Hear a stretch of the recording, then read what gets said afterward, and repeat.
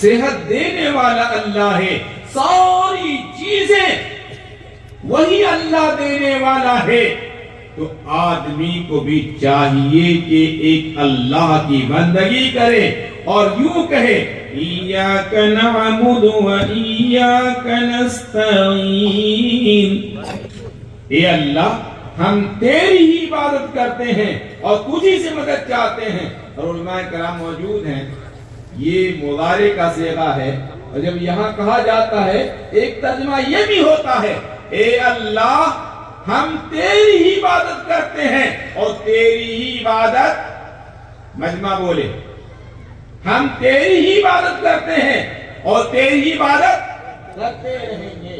اے اللہ ہم تجھ سے ہی مدد چاہتے ہیں اور تجھ سے مدد چاہتے رہیں گے۔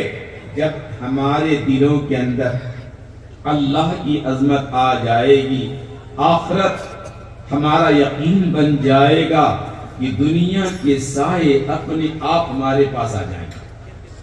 ہاں کہاوت ہے نا، ایک آدمی سو رہا تھا، کہیں بیٹھ جائیں، ایک آدمی سو رہا تھا، سوتے میں خواب دیکھا، ارے خواب دیکھتے ہیں، تو اس نے خواب دیکھا کسی شے کا، کسی کا سودا کر رہا ہے، وہ کہہ رہا ہے سونے والا میں تو 7,000 سے کم میں نہیں دوں گا، جو لینے والا تھا وہ کہ میں 6,000 دوں گا، کیا کہہ رہا تھا میں 7,000 سے کم میں نہیں دوں گا، لینے والا کا 6 دوں گا، اتنے میں اس کی آنکھ کھلی، نہ 6 ہے اور نہیں ہے بھائی، نہ 6 ہے نہ 7، جلدی سے یہ اٹھا، کچھ بھی نہیں ہاتھ کے اندر، فوراً رضائی کے اوپر اوڑھا، اور نیند آنے کا سوال نہیں ہوتا، وہ کہہ رہا 6 ہی دے ملے۔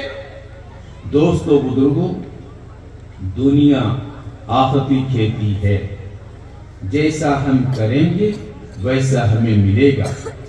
یہ مدرسے دین کی بنیاد ہیں، دین کے قلعے ہیں، یہ اسکول کی تعلیم کو ہم منع نہیں کرتے، اللہ تعالی شانہ نے ہمیں حکم دیا ہے تم تمام علوم کو حاصل کرو، علم جہاں قرآن ہے، علم حدیث ہے، علم فقہ ہے، وہیں یہ بھی ہے تم سائنس کا علم حاصل کرو، تم ڈاکٹری کا علم حاصل کرو، تم ہنر ہے ساری چیزیں سیکھو، لیکن سیکھنا وہ ہے جہاں اللہ کے رسول علیہ السلام نے ہمیں بتایا ہے، اور جہاں منع کیا نہیں جانا۔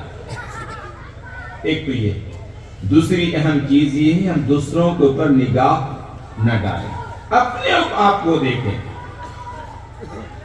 ہم کامیاب ہونا چاہتے ہیں، ہم اپنی پڑھائی کریں، ایگزام روم کے اندر آپ کو کوئی ٹوکنے والا نہیں ہوگا۔ سوال ہوتا ہے میں ایگزام دے رہا ہوں، کوئی غلطی روکا کیوں نہیں؟ میں گناہ کر رہا تھا، اللہ مجھے روکا کیوں نہیں؟ ہاں کیوں نہیں روکا اللہ نے؟ میرے دوستوں اور بزرگوں یاد رکھیں، ہم ایگزام روم کے اندر ہوتے ہیں، بچہ پیپر لکھتا رہتا ہے، وہاں ایگزامنر ہوتے ہیں، بچہ غلط لکھے یا صحیح لکھے، ایگزامنر منع کرتا لکھو، ٹیچر منع کرتا لکھتے، جب پیپر لکھ کر کے جانچنے کے بعد آتا ہے، اب وہ یا تو بچہ کامیاب ہوگا یا فیل ہوگا۔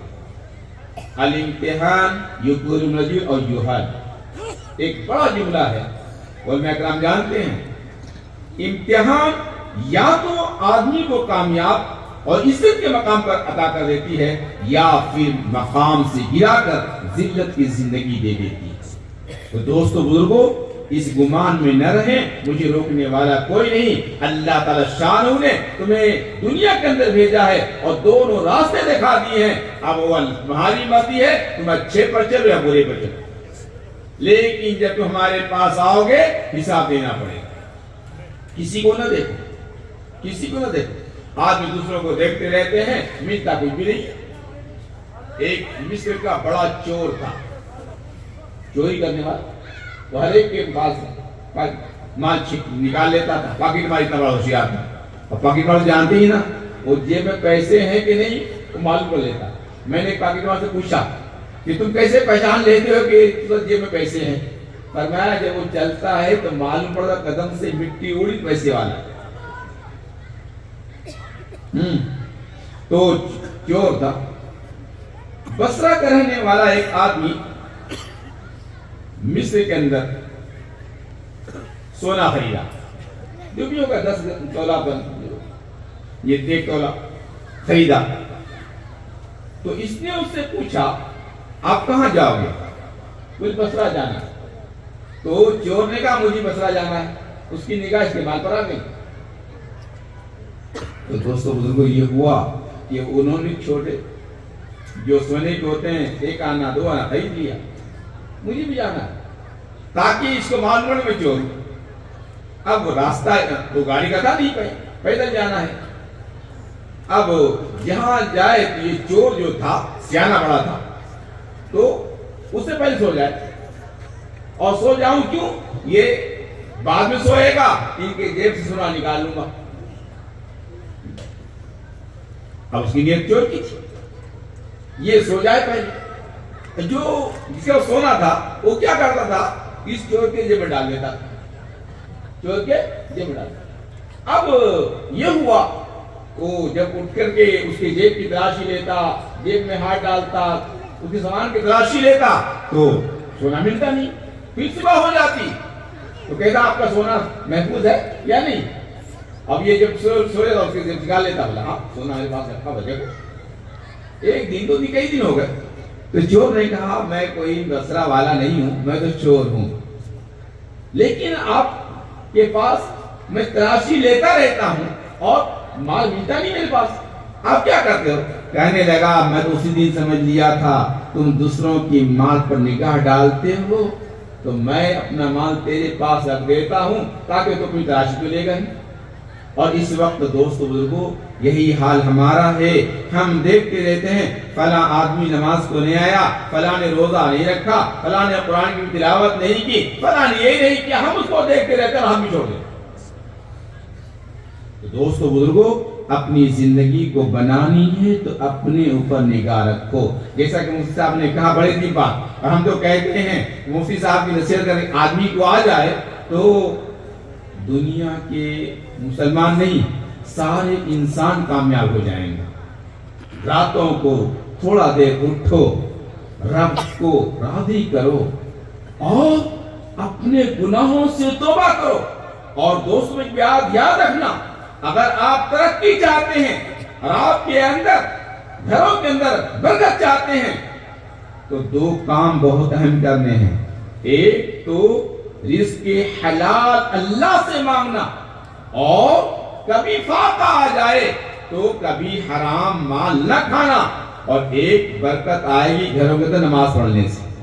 ایک وقت تو یہاں مجمع ہے یہ عہد کر لے میں کبھی بھی بغیر عذر کے نماز کو قضا نہیں کروں گا. کون ادا کرے گا بھائی؟ بس ہاں چند لمحہ ہے. اللہ اکبر. ایک تو یاد بڑی خوشی ہوئی, بڑی خوشی ہوئی. دوسرا کام یہ کرنا ہے کہ خوش تسبیحات کی پابندی کرنی. رات کو سو رہے ہیں آپ, تھکے ماندے آتے ہیں, محنت کر کے آ رہے ہیں, آفس سے آ رہے ہیں, کوٹ کچہری سے جیسا آ رہے ہیں, تھکے ہوئے ہوتے ہیں.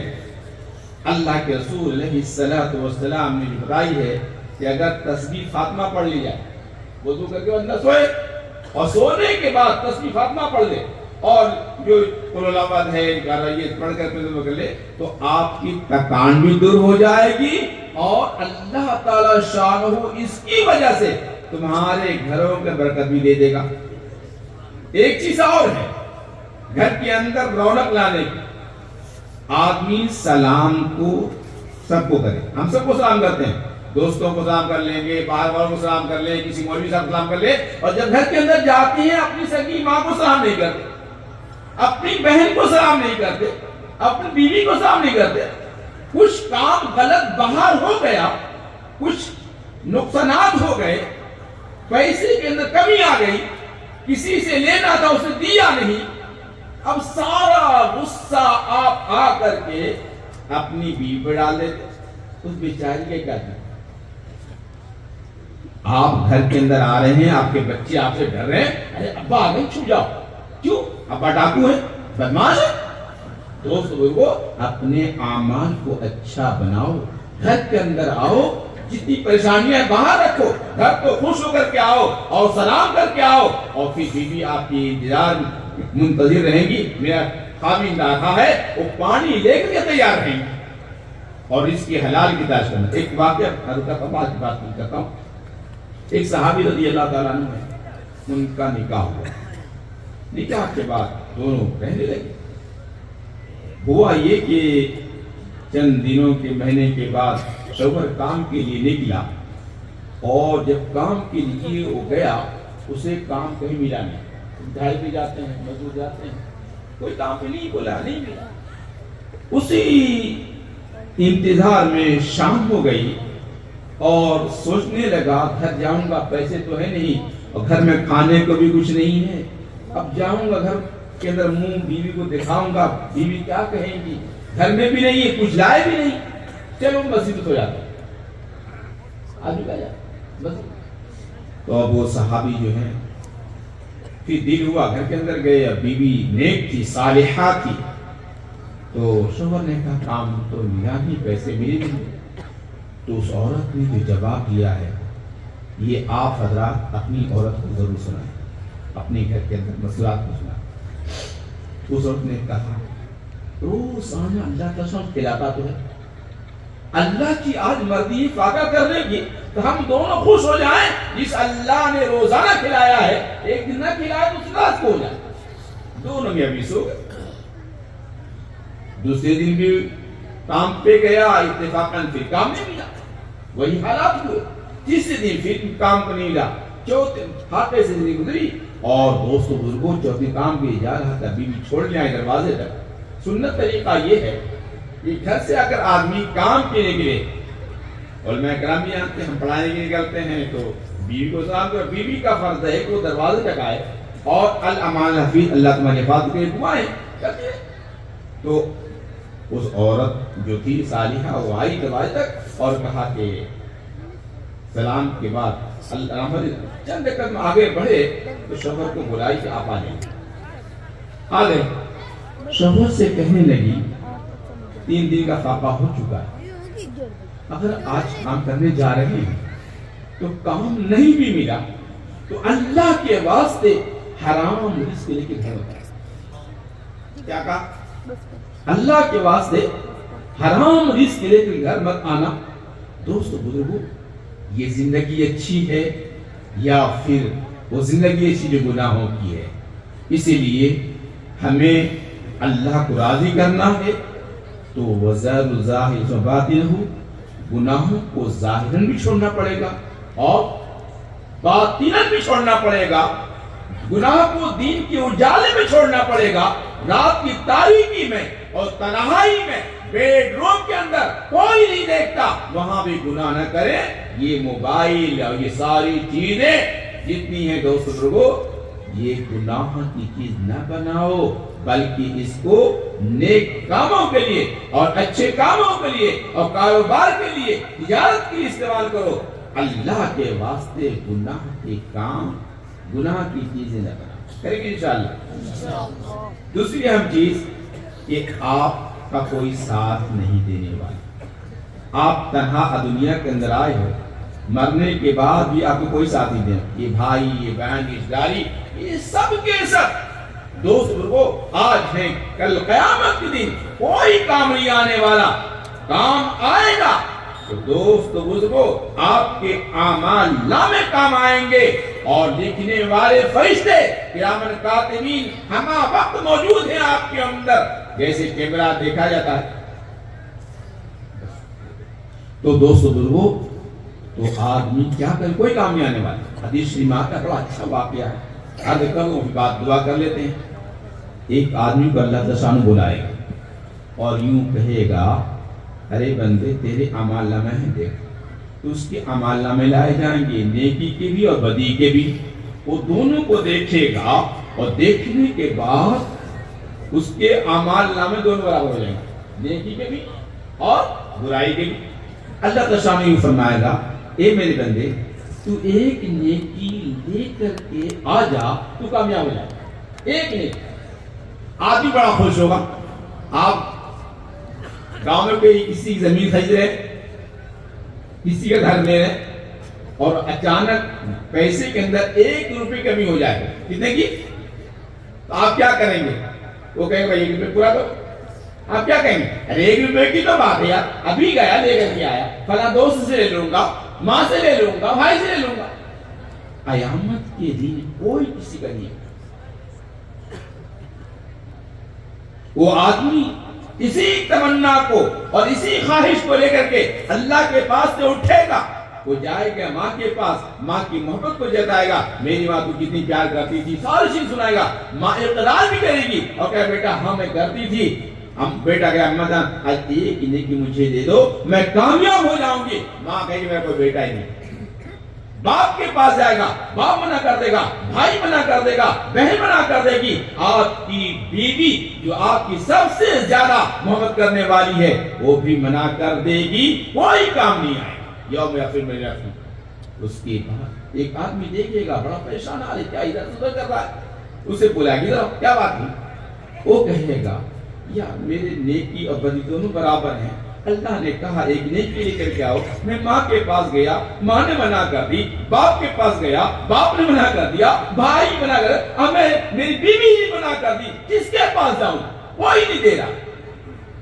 یہ آدمی جو تھا وہ کہے گا اس کی ایک نیکی کو ایسے ہی جہنم میں چلا جائے گا, میرے پاس تو سارے بدی ہی بدی ہیں, ایک ہی نیکی میرے پاس ہے, کیا کام آئے گا, میں اس کو دے کر کامیاب ہو جاؤں.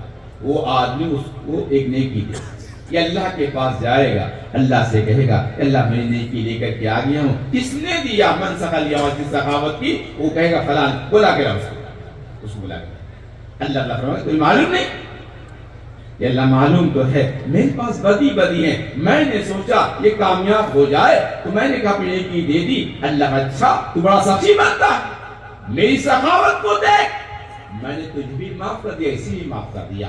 اس لیے دوستو بزرگو انصر اخاک, اپنے بھائی کی مدد کرو, تم اپنے بھائی کی مدد کرو گے اللہ تمہاری مدد کرے گا. تم دین کے کاموں کی مدد کرو گے اللہ تمہاری مدد کرے گا. آپ حضرات کی ایک ذہن کے اندر اور قلب شمیم کے ساتھ یہ تصور کر لیں اور یقین کر لیں, اگر میں نے اس مدرسے کی امداد کی ہے اللہ میری مدد کرے گا, اور جن لوگوں نے مدرسے کی امداد کی ہے, یتیموں پر خرچ کیا ہے, بیواؤں پر خرچ کیا ہے, اور جن لوگوں نے اپنے غریب بھائیوں پر خرچ کیا ہے, تو اس کے گھر کے اندر برکت کبھی کمی نہیں ہوتی. جن لوگوں نے بخل کیا ہے اس کے مال میں کمی آ جاتی ہے. سخاوت کرنے سے مال بڑھتا ہے, بخل کرنے سے مال کم ہو جاتا ہے. سچ بولنے سے عزت مل جاتی ہے, جھوٹ بولنے سے عزت نہیں ملتی. اسی لیے کہا گیا ہے الصدق ینجی, سچائی نجات دے گی اور غلطی نہیں ہوگی. ایک ارادہ کریں, ہم سچ بولیں گے, جھوٹ نہیں بولیں گے, کبھی کسی کا عیب نہیں کھولیں گے. اللہ تعالی شان ہو ہمیں عمل کی توفیق عطا فرمائے, اور ہم سب مدرسے کی خوب مدد کریں گے. کون کرے گا مدد, نہیں بتا. اللہ اکبر. یہاں کے سارے لوگ آپ کے آخری دعوانا الحمدللہ رب العالمین.